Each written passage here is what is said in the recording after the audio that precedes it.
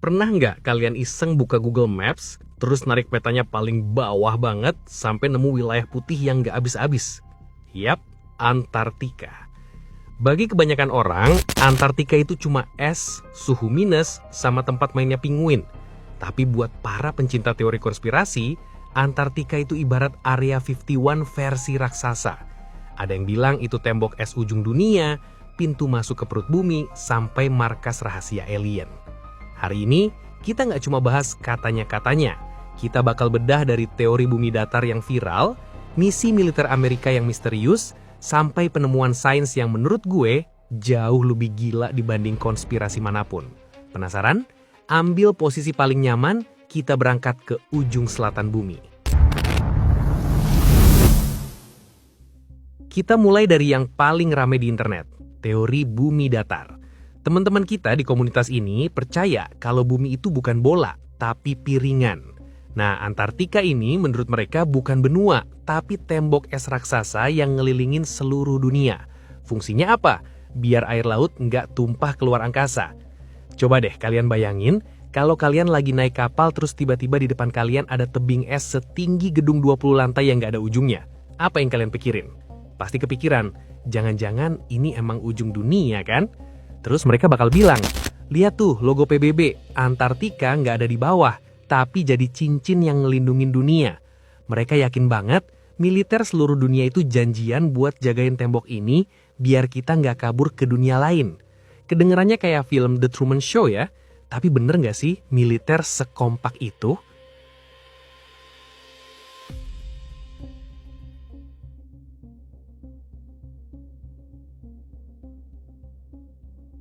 Banyak yang percaya bahwa jika kita berhasil memanjat dan melewati tembok es tersebut, kita tidak akan menemukan ujung ruang angkasa, melainkan benua-benua baru seperti benua Lemuria, Atlantis, atau benua ekstraterestrial yang sengaja disembunyikan oleh para elit global. Ada yang bilang, benua-benua ini penuh dengan sumber daya alam, teknologi alien, atau peradaban maju yang bebas dari kendali pemerintah dunia saat ini. Nah, bicara Antartika nggak lengkap kalau nggak bahas Laksamana Richard E. Byrd. Tahun 1946, militer AS ngirim armada gede banget ke sana. Namanya Operation High Jump. Katanya sih cuma latihan perang, tapi banyak yang curiga ini misi tempur. Setelah pulang, Byrd ngomong di TV dan kalimatnya bikin geger. Admiral, an expedition to which I believe you're the advisor is now en route. What is that expedition doing? Well, that's the icebreaker Atka, and it's a reconnaissance expedition. It's going down to the South Pole area to make certain observations and to look for some bases. They will be back in April, and they will report back, and upon the information we get from that undertaking, we will base the bigger expedition that's to follow. Is that very definitely planned, or is that... That is being planned right now, because it happens to be an untouched reservoir of natural resources. Admiral, you speak of the resources of Antarctica. What are they? What are the natural resources there? Well, we've found enough of coal within 180 miles of the South Pole in a great ridge of mountains. Ada daratan sebesar Amerika Serikat yang belum pernah dilihat manusia di seberang kutub selatan. Pertanyaan retoris buat kalian, kalau seorang jenderal bintang 2 ngomong kayak gitu, apa yang terlintas di otak kalian? Benua rahasia, dimensi lain, atau jangan-jangan markas rahasia yang selama ini disembunyiin?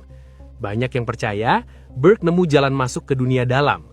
Tapi kalau kita cek sejarah, sebenarnya Byrd lagi ngomongin wilayah Antartika yang emang luas banget, dan waktu itu belum dipetain sama sekali.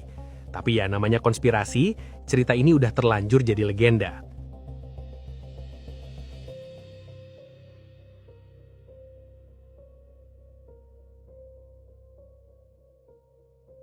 Teori konspirasi sering menggunakan peta Gleason atau peta proyeksi azimutal equidistant sebagai peta bumi yang sebenarnya.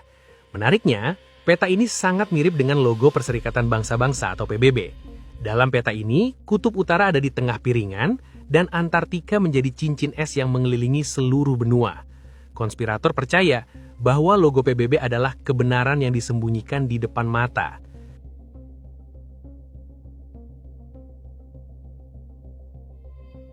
Ada sebuah teori populer kalau setelah Perang Dunia II, sisa-sisa petinggi Nazi itu kabur ke Antartika. Mereka dipercaya membangun pangkalan rahasia bernama Base 211. Konspirasi ini makin liar dengan klaim kalau mereka ngembangin teknologi piring terbang di sana bareng makhluk bawah tanah.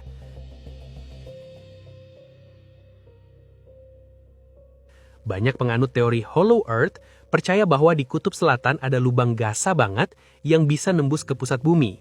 Katanya, di dalam bumi itu ada matahari sendiri dan peradaban manusia yang jauh lebih pintar dari kita. Foto satelit yang sering nunjukin lubang hitam di kutub biasanya diklaim sebagai bukti, padahal itu cuma masalah sensor kamera satelit atau sudut cahaya matahari.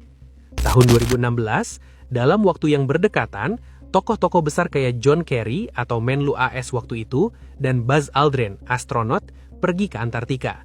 Buzz Aldrin bahkan sempat dievakuasi karena sakit dan muncul hoax Twitter atas namanya yang bilang kita semua dalam bahaya. Ini adalah kejahatan itu sendiri, sambil nunjukin foto piramida es. Ini bikin netizen mikir, ada apa sih di sana sampai orang penting harus kumpul?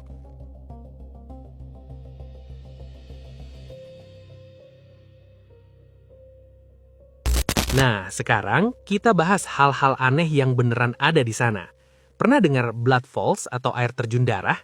Di Antartika ada air terjun yang warnanya merah pekat kayak darah keluar dari gletser. Dulu orang mikir, wah ini horor banget. Tapi sains nemu kalau itu cuma air asin kuno yang penuh zat besi, pas kena udara langsung karatan dan berubah jadi merah. Terus ada lagi foto piramida Antartika yang bentuknya simetris banget kayak di Mesir. Netizen langsung heboh, itu buatan alien atau sisa Atlantis.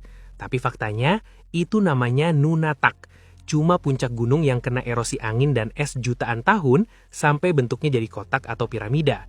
Kadang alam emang suka bercanda ya, bikin bentuk yang bikin kita mikir yang enggak-enggak. Tapi ada satu hal yang enggak bisa dibantah. Antartika dulu adalah hutan tropis. Ilmuwan nemu fosil pohon dan dinosaurus di sana. Jadi benua ini bukan selalu jadi tempat es yang sepi, tapi dulunya adalah surga hijau yang akhirnya membeku karena pergeseran lempeng bumi.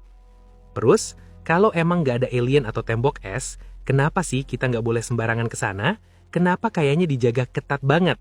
Jawabannya bukan karena ada tentara yang nungguin kalian pakai bazooka di ujung es, tapi karena ada Traktat Antartika 1959. Ini perjanjian paling keren sedunia.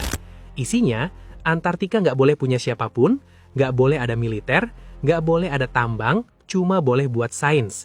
Kenapa? Karena ekosistem di sana tuh rapuh banget. Satu kuman dari sepatu kita aja bisa ngerusak penelitian di sana. Dan soal tembok es tadi, itu namanya ice shelf. Emang tingginya minta ampun, tapi itu gletser yang meluncur ke laut, bukan pinggiran bumi. Tapi jujur, rahasia yang beneran ada di bawah es itu jauh lebih bikin merinding dibanding teori bumi datar. Oke, sekarang kita masuk ke bagian yang paling mind-blowing. Bayangin nih, kalian berdiri di atas es, terus kalian bor ke bawah sedalam 4 km. Di sana, ada danau raksasa namanya Danau Vostok. Danau ini udah dikejebak di bawah es selama 15-25 juta tahun. Nggak ada sata, nggak ada udara dari luar, suhunya ekstrim.